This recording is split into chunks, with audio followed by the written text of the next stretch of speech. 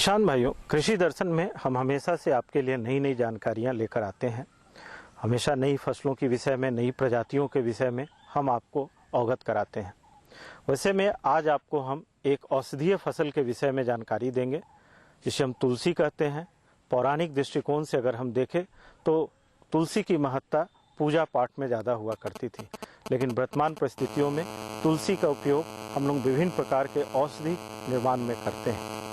तुलसी की खेती व्यावसायिक रूप से हो रही है। वैसे में आपको आज मैं विस्तृत रूप से बताऊंगा कि व्यावसायिक खेती करने के लिए किन किन प्रजातियों का चयन करते हैं और तुलसी की अन्य प्रमुख गुण कौन कौन सी है।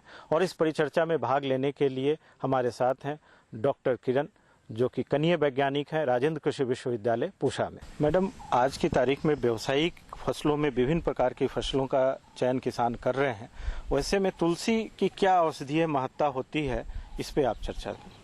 देखिए, तुलसी तो वैसे तुलसी की जो दो प्रजाति है, जिसमें कि श्याम तुलसी और रामा तुलसी कहा जाता है, जो हमारे भारतवर्ष में बहुत पूजनीय है। हम घर घर इसको लगाते हैं, जो कि रासायनिक इसमें औषधीय गुण सबसे ज़्यादा है। और जो श्यामा तुलसी होता है, आप यहाँ पे देख रहे हैं, ये हमारे हर्बल गार्डन में लगा हुआ है। ये श्यामा तुलसी हल्के काले रंग का होता है, जबकि रामा तुलसी बिल्कुल पूरे हरे रंग का होता है। यही दोनों में भेद है। और हरे रंग की जो तुलसी होती है, उसमें रासायनिक तत्व भी कम होते हैं, सुगंधित भी इसमें पौधा कम होता है, जबकि श्यामा तुलसी में रासायनिक गुण भी ज़्यादा होते हैं, ये ज़्यादा सुगंधित भी होता है। वैसे तुलसी के लिए जो दो भेदों के आधार पर जो इसको डिवाइड किया गया है, लेकिन वैसे तुलसी की जो प्रजातियां होती हैं वो विकास है, सुधा है और सम सौम्या, जो ये तीन वैरायटी है हमारे CIMAP central institute of medicinal and aromatic plants Lucknow institute ने डेवलप किया है, ये वैरायटी निकाली है। और ये तीनों वैरायटी में सबसे ज़्यादा औषधीय गुण पाए जाते हैं। तुलसी अपने औषधीय गुण के साथ साथ कॉस्मेटिक और परफ्यूम इंडस्ट्री में काफ़ी महत्वपूर्ण योगदान दिया है। आज के डेट में तुलसी सबसे कम समय में उपजाने वाला, किसानों को सबसे ज़्यादा फायदा देने वाला ये प्लांट है। आपने जो अभी विभिन्न प्रजातियों का नाम लिया, सभी प्रजातियों की अवधि एक ही होती है? बिल्कुल, ये 3 माह के अंदर हो जाता है और इसकी हम बुआई करने के 3 महीने के बाद कटाई कर लेते हैं और इससे फिर हम तुलसी की तेल निकालते हैं।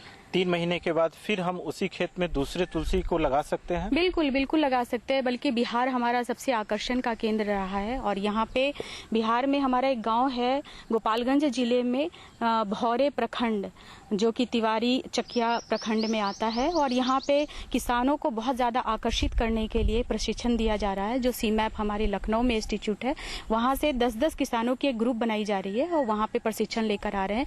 तुलसी की बुआई से लेकर के उसकी डिस्टिलेशन तक, तुलसी का जो तेल सबसे ज़्यादा महत्वपूर्ण होता है। जो उत्पादन की दृष्टि से तुलसी की जो सबसे ज़्यादा प्रजाति जिसमें सबसे ज़्यादा तेल निकाला जाता है वो है ऑसीमम बेसिलिकम, सबसे ज़्यादा तेल का उत्पादन होता है। और ये हमारे बिहार, हरियाणा, पंजाब, झारखंड, मध्य प्रदेश के क्षेत्रों में उगाया जा रहा है। सबसे कम अवधि में सबसे ज़्यादा किसानों को फायदा देने वाला ये सुगंधित पौधा है, जो व्यावसायिक रूप से हर किसान इसको अपना रहे हैं। इसके लिए कोई जलवायु की जरूरत नहीं है और कम उपजाऊ वाली मिट्टी में भी बहुत अच्छी तरह से इसकी उत्पादन की जा सकती है। आपने बताया अभी कि जो हमारा केंद्रीय औषधीय अनुसंधान केंद्र लखनऊ है, वहाँ पे किसानों को इसकी प्रशिक्षण दी जा रही है। लेकिन प्रशिक्षण के बाद यदि किसान आते हैं तो उनको तुलसी की ये प्रजातियों की बीज या पौध कहाँ मिलेगा? बीज हमारे यहाँ से भी प्राप्त किया जा सकता है, यहाँ के हर्बल प्लॉट से भी प्राप्त किया जा सकता है। और किसान भाई बीज अपने खुद तुलसी लगा करके, जो हमारा ये श्यामा तुलसी है सब जगह अवेलेबल है, इसकी पौध बना ले और पौध बना करके फिर खेतों में लगाए और 3 महीने के बाद में इसकी कटाई करके अच्छी तरह से बीज का भी भंडारण कर सकते हैं। इसलिए बीज के लिए कोई ज़रूरी नहीं है कि हमारे हर्बल प्लॉट से ही प्राप्त किया जा सकता है, ये बल्कि किसान अपने घर में भी इसकी अच्छी तरह से खेती कर सकते हैं। मैडम, तुलसी की जो पौधशाला तैयार करते हैं तो उस समय क्या क्या सावधानी रखने की जरूरत है, या वो कैसे पौधशाला तैयार करते हैं? सीधे इसकी बुआई करते हैं या पौधशाला तैयार करने के बाद फिर खेत में लगाते हैं? इसकी जानकारी किसान भाइयों को विस्तृत रूप से दें। देखिए, वैसे तो तुलसी की बीज को हम सीधे जमीन में बुआई कर सकते हैं, लेकिन अगर हम इसकी पौध तैयार कर ले तो ये सबसे ज़्यादा उचित होगा। इसके लिए हम क्या करते हैं, तुलसी ये जमीन को पहले 15 से 20 सेंटीमीटर गहराई खोद कर इसमें जो भी खर पतवार है वगैरह निकाल कर फिर इसमें उर्वरक वगैरह डाल के सिंचाई करके हम इसको तुलसी के बीज की बुआई कर देते हैं। करीब 4 से 5 सप्ताह के बाद में ये पौध बहुत अच्छे से तैयार हो जाता है। उसके लिए फिर हम दूसरे प्लॉट में जहां हमको तुलसी के पौधे को लगाना होता है वहां पे हम एक एक करके लगाते हैं। एक उभरी हुई क्यारी बनाते हैं, जिस क्यारी में करीब 1 मीटर इंटू 1 मीटर आकार की हम जमीन बनाते हैं, जिसमें एक लाइन से दूसरे लाइन के बीच की दूरी जो होती है वो 45 से 60 सेंटीमीटर होनी चाहिए और एक पौध से दूसरे पौध के बीच में करीब 30 से 35 सेंटीमीटर की दूरी होनी चाहिए। इस तरह से हम इसको लगा देते हैं। तुलसी की खेती में सिंचाई की कितनी जरूरत पड़ती है? वैसे तुलसी जो है वो ट्रॉपिकल और सब ट्रॉपिकल दोनों जलवायु में अच्छी तरह से हो सकता है। इसके लगाने का समय जो होता है अप्रैल से अगस्त होता है, तो इसके बीच में अगर हमारा पर्याप्त मात्रा में पानी अपने आप नेचुरल रूप से वर्षा के द्वारा हो जाए तो ठीक है। वैसे अगर नहीं होता है तो 2 से 3 बार हम सिंचाई कर सकते हैं। बहुत मेहनत करने की इसमें जरूरत नहीं होती है। और इसकी जब तैयार तुलसी होता है तो कटिंग कैसे करते हैं? जमीन के पास से कट कर लेते हैं या नहीं? तुलसी के पेड़ को पूरी अच्छी तरह से उखाड़ लेते हैं, बल्कि उखाड़ करके खेतों में हम 4 से 5 घंटा, ये हमें बहुत महत्वपूर्ण जानकारी है कि तुलसी के पौधे से जब हम तुलसी का तेल निकालते हैं उसके पहले खेतों में 4 से 5 घंटा तक निकाल के हम अच्छी तरह रख देते हैं, ताकि जो भी इसके अंदर जो मॉइस्चर वगैरह है वो बहुत ज़्यादा से ज़्यादा उड़ जाए और इसके अंदर जो कंस्टिट्यूएंट रासायनिक तत्व हैं वो रह जाएं। इनके पत्तियों से हम एक्चुअली तुलसी का तेल निकालते हैं, तो पत्तियों के लिए पौधों से हम पत्तियों को अलग कर लेते हैं और फिर डिस्टिलेशन मेथड से इसकी हम तेल निकालते हैं। डिस्टिलेशन मेथड में कुछ नहीं होता, डिस्टिलेशन प्लांट होता है। इस प्लांट में हम तुलसी के पौधे को एकत्रित करके और उबालते हैं। उबालने के बाद ये स्टीम डिस्टिलेशन से वेपर के रूप में ऑयल हमारा एक तरफ कंडेंस होकर के जमा होता है और ये ऑयल ही मेन इसमें रासायनिक तत्व है। इसमें जो रासायनिक मेन तत्व होता है वो मिथाइल चेविकॉल होता है, जो कि कफनाशक, कीटनाशक और बहुत महत्वपूर्ण है। बहुत सारे बीमारियों में इसका इलाज में के दरमियान हम इसका उपयोग करते हैं।